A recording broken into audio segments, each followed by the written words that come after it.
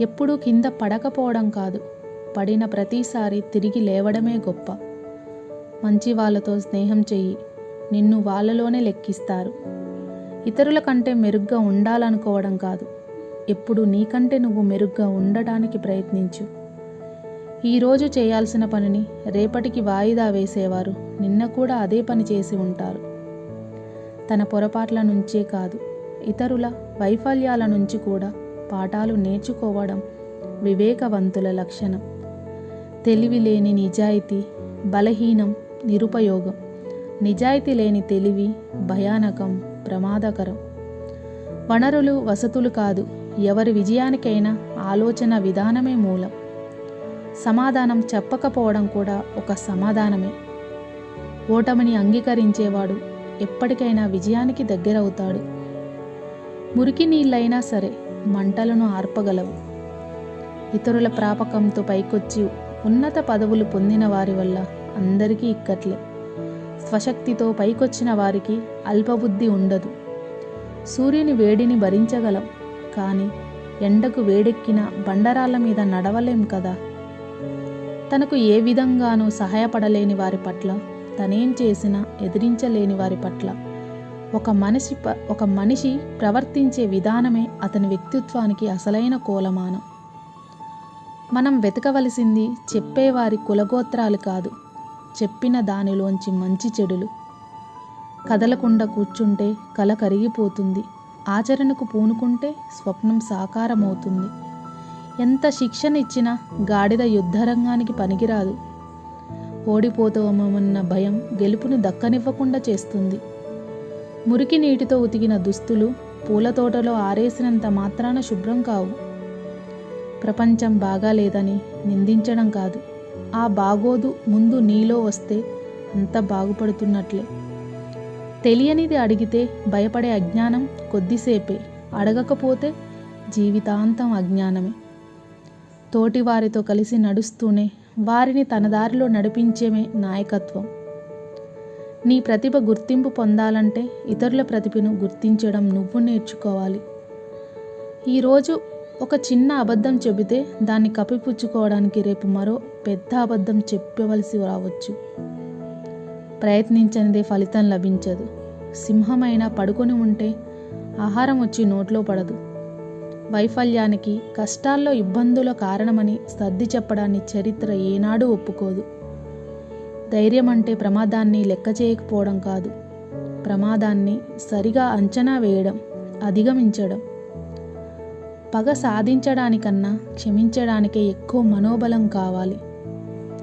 మేధాశక్తి క్షీణించడం మొదలైందనడానికి విసుగు తొలి సంకేతం. నిజం చెప్పడానికే కాదు, నిజాన్ని ఒప్పుకోవడానికి ఎంతో ధైర్యం ఉండాలి. అదృష్టం అందరి తలుపు తట్టవచ్చు, కానీ ఆ పిలుపు వినగలిగిన నేర్పు కొందరికే ఉంటుంది. ప్రతి చిన్న అవాంతరానికి సంకల్పాన్ని మార్చుకునేవారు లక్ష్యానికి దూరం అవుతారు. అంతరాయాలు కలిగే కొద్దీ సంకల్పాన్ని దృఢతరం చేసుకుంటూ పోవాలి. ఒక అంగుళం దారి మళ్ళిన లక్ష్యాన్ని మేల మైళ్ళు దూరమయ్యే ప్రమాదం ఉంది. 20 ఏళ్ళప్పుడు సాహసం, 30 ఏళ్లలో శక్తి, 40 ఏళ్లలో సంపద, 50లో వివేకం లేని వారికి అవి ఎప్పటికీ ఉండవు. విజేత వెనుక ఉండేది అదృష్టమో మంత్రదండమో కాదు, కఠిన శ్రమ, అంకిత భావం. ఏదో జరగాలని ఎదురు చూస్తూ కూర్చుంటే ఓటమి తథ్యం. ఏది చేయాలో నిర్ణయించుకొని ముందుకు సాగితే గెలుపు సాధ్యం.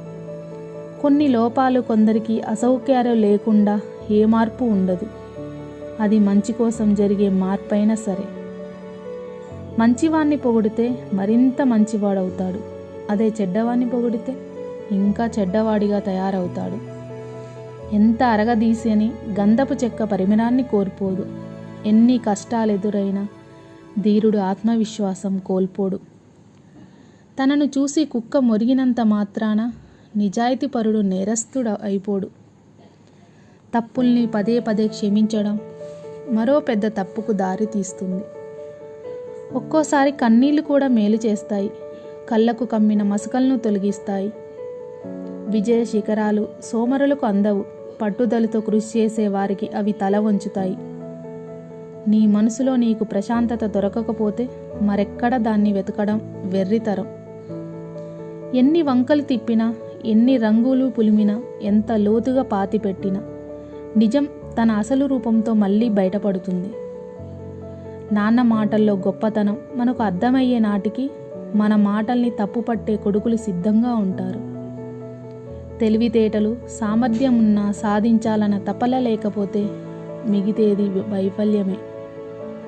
ఇతరులను అదుపు చేయడం గొప్ప విషయమే, కానీ తనను తాను అదుపు చేసుకోవడం అంతకన్నా గొప్ప విషయం. స్నేహం చేయడానికి 1కి 10 సార్లు గమనించు. ఆ స్నేహాన్ని వదులుకోవాల్సి వస్తే 100 సార్లు ఆలోచించు. శ్రమ నీ ఆయుధమైతే విజయం నీకు బానిస అవుతుంది. అసాధ్యమైన దానిని ఆశించు, కనీసం అత్యుత్తమైనదైనా అందుతుంది. ఎవరైనా నిన్ను ఒక్కసారి మోసం చేస్తే ఆ పాపం వారిదే. 2 సార్లు మోసం చేయగలిగితే ఆ లోపం నీదే. ఒక తప్పు కూడా చేయని వ్యక్తిని మీరు చూపిస్తే, ఒక్క పని కూడా చేయని వ్యక్తిని నేను చూపిస్తా. స్వతంత్రంగా జీవించే అవకాశం ఉండి బానిస భావాలు కలిగిన వ్యక్తి కన్నా స్వతంత్ర భావాలున్న బానిస 1000 రెట్లు మేలు. అధికారాన్ని ప్రేమించడం అంటే నిన్ను నువ్వు ప్రేమించుకోవడం, స్వేచ్ఛను ప్రేమించడం అంటే ఇతరులని ఇష్టపడడం. బండి ముందుకు సాగేటప్పుడు చక్రం అడుగు భాగం పైకి, పై భాగం కిందికి రాక మానవు. జీవనయానంలో సుఖదుఖాలు అంతే. శరీరం కుంటిదైనా గుడ్డిదైనా పెద్ద సమస్య కాదు. ఆలోచనలు కుంటివో గుడ్డివో అయితే సమస్య. ఔన్నత్యం అంటే కోరికల్ని చంపుకోవడం కాదు, వాటిని అదుపులో ఉంచుకోవడం. విద్య నేర్చుకునేటప్పుడు గతంలో తానేమీ నేర్చుకోలేదని భావించి కొత్త విషయాలు నేర్చుకుంటూ ఉండాలి. గుణపాఠాల విషయంలో మాత్రం పాత అనుభవాల్ని నిత్యం పునర్చన చేసుకుంటూ ఉండాలి. చెయ్యి మనది కాకపోతే పామును పట్టుకోవడం సులభం. మాట్లాడాల్సిన చోట మౌనం వహించడం, మౌనం వహించాల్సిన చోట మాట్లాడడం రెండూ తప్పే. ఎగతాళి చేయడం, వ్యంగ్యంగా మాట్లాడడం వాదనలో సత్తా లేదనడానికి రుజువులు. స్నేహాన్ని నటించే మోసగాడి కన్నా ద్వేషాన్ని వెలుగక్కే శత్రువులే మేలు. కత్తి చేసే గాయం కన్నా మాట చేసే గాయం లోతు ఎక్కువ. నాలుకను అదుపులో పెట్టుకోవడం నీమైన యోగ సాధన. స్వభావాన్ని బట్టి అభిరుచులుంటాయి. కోయిల మామిడి పండ్లను ఇష్టపడితే కాకి వేప పళ్ళను తింటుంది కదా. ఏ ఆయుధాలు వాటంతట అవే హానికరం కావు. కోపాలను నియంత్రించుకోలేని మనిషి చేతిలో పట్టుబడ్డప్పుడే అవి హానికరంగా మారిపోతాయి.